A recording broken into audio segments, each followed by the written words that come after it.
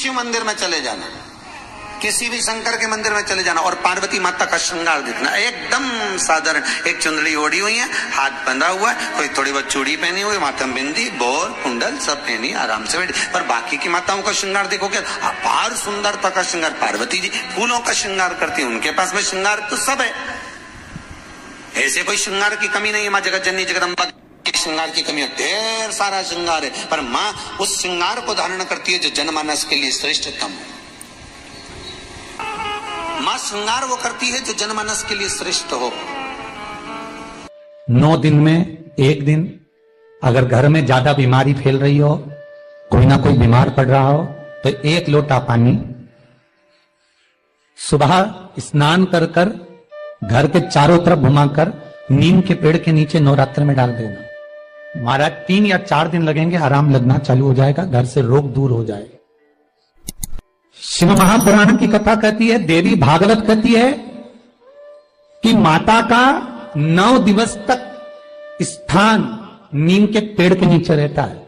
इसलिए आज भी दक्षिण दिशा में देवी की मूर्ति नहीं बिठाते, नीम के पेड़ को साड़ी पहनाते हैं, नीम के पेड़ का ही मांग भरकर मंगलसूत्र पहनाकर नीम के पेड़ का ही श्रृंगार होता है और नीम के पेड़ की ही पूजन होती है। दक्षिण दिशा में माता की मूर्ति विराजमान नहीं करते नवरात्र में नीम के वृक्ष की पूजन करते, क्योंकि देवी भागवत में स्पष्ट कहा गया, नवरात्रि तक मां जगत जननी जगदम्बा 64 योगिनियों के साथ में नीम में विराजमान हो जाती। 64 योगिनियों।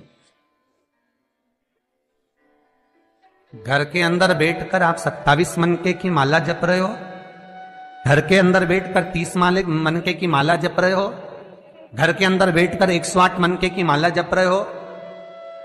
आप जितने भी मनके की माला घर के अंदर बैठ रहे हो और जप रहे हो, उसका पुण्य आपको प्राप्त होगा, मना नहीं है, मिलेगा। पर रुपये में से 54, रुपये में से कितना मिल रहा है? 54, 25%। वही माला आप किसी मंदिर में, देवालय में, तीर्थ में जप रहे हो, उसका पुण्य मिलेगा केवल आधा, 50%, मात्र 50।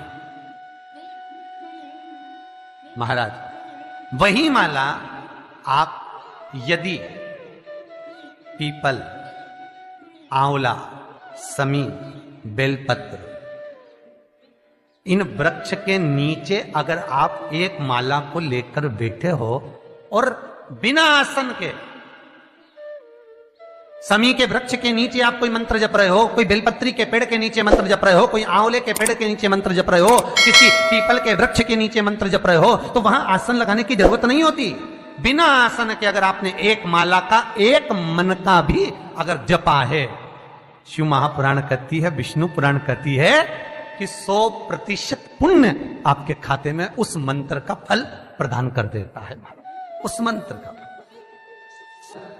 शिव महापुराण की कथा, लिंग पुराण की कथा, विष्णु पुराण की कथा, पद्म पुराण की कथा कहती है कि किसी वृक्ष के नीचे, जिन वृक्षों का गुणगान हमारे शास्त्र करते हैं, जिन वृक्षों का गुणगान हमारी पुराणे करती हैं, उन वृक्ष के नीचे अगर एक मंत्र का मन का भी फेरा जाए तो उसका पुण्य हजारों गुना प्राप्त हो जाता, आप रूप प्राप्त होता अपने आप।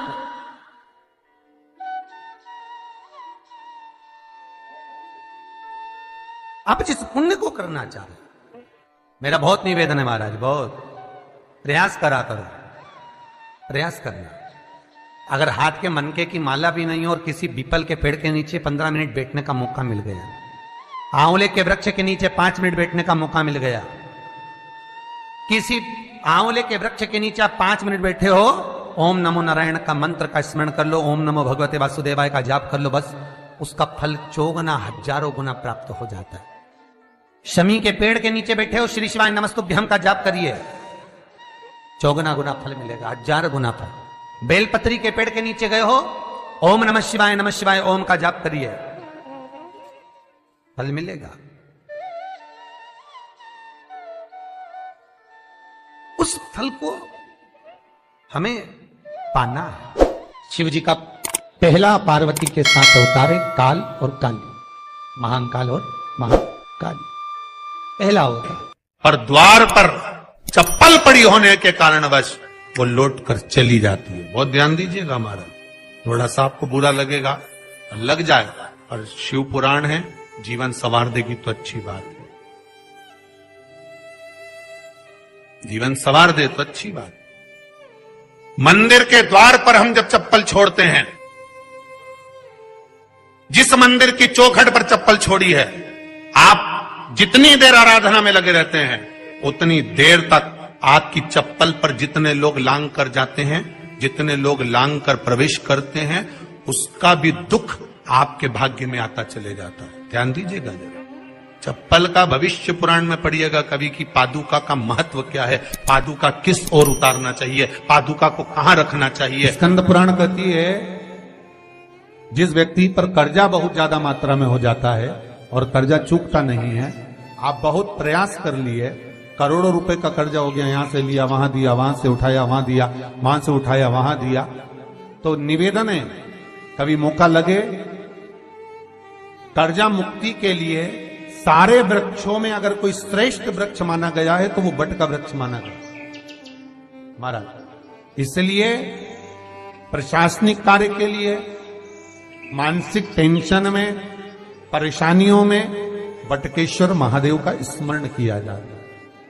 और यदि निवेदन करूंगा बहुत ज्यादा, यदि आपको कर्जा हो गया है, बहुत ज्यादा कर्जा हो गया और वो कर्जा चूक ही नहीं रहा, तो थोड़े दिन बड़ के पेड़ के नीचे आप बटकेश्वर महादेव के लिए 1 लोटा पानी, उसमें थोड़ा सा पिसा हुआ चावल पीस के गला लेना, चावल को और पीस लेना, पीस के उस पानी में मिला लेना और मिलाकर उसमें थोड़ी सी हल्दी पिसी हुई डालकर बटकेश्वर महादेव के नाम से बड़ के पेड़ के नीचे अपनी कामना कर कर जो कर्जा हुआ है उस कर्जे का भान देते हुए, स्मरण देते हुए छोड़ दीजिए।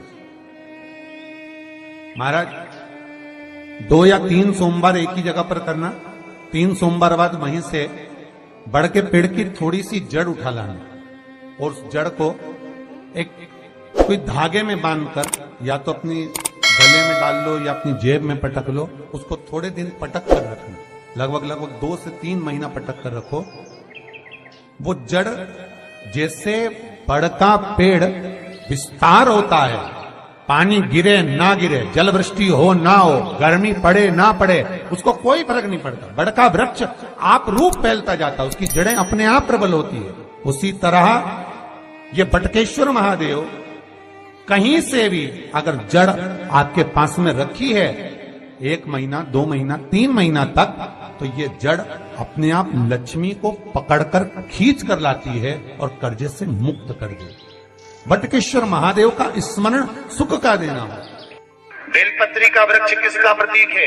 पार्वती का।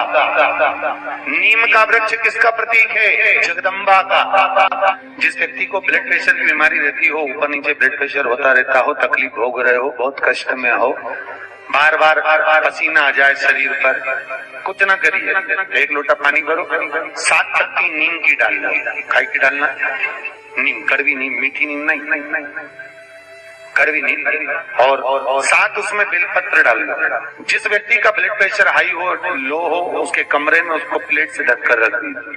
सुबह स्नान कर वही व्यक्ति जिसका ब्लड प्रेशर ऊंचा नीचा होता है उसको शिव जी को समर्पित करना, शिव को चढ़ाकर उसी का पानी 7 बार उसी स्थान पर ग्रहण कर लेना। व्यक्ति का ब्लड प्रेशर बराबर हो जाता है।